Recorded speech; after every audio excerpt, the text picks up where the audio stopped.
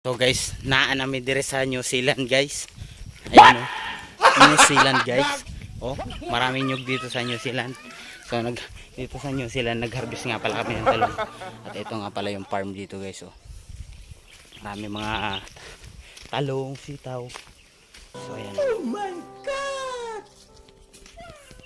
So dito sa New Zealand guys, kailangan di ka maarte dito. Ano dito sa New Zealand ano ang tao hindi maarte guys, hindi maarte.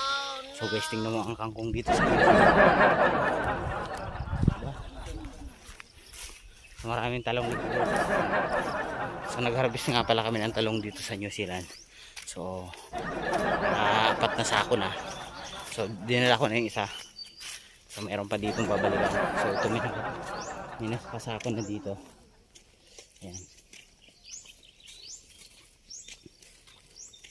Ito pa, ayan. Tapos ayun pa, meron doon. So guys, ayan. Welcome dito sa ating video. Ayan guys, alugbati dito sa New Zealand. Oh, hell no! Ayan, may sitaw kami ganyan guys. Wait a minute! Diba? Who are you?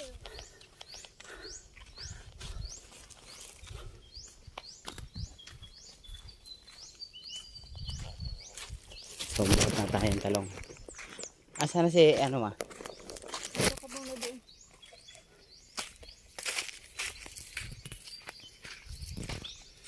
So, let's go! Talong!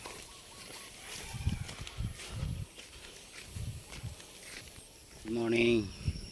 Ito na yung aming bagong tataniman ng pichay. So guys, ayan, nagpa-plat na kami gamit ang pala. Gumagawa kami ng plat para sa pagtatanim ng pichay. So ayan, may 3 plat na. May 3 plat na kami ni Papa. Oh. Ayos na to. Pwede na tong pagtamnan. Oh. So ito na. Yung sa kabila hindi pa nalinis. Pero itong 3 plat okay na to. Inayos na namin. So ayan.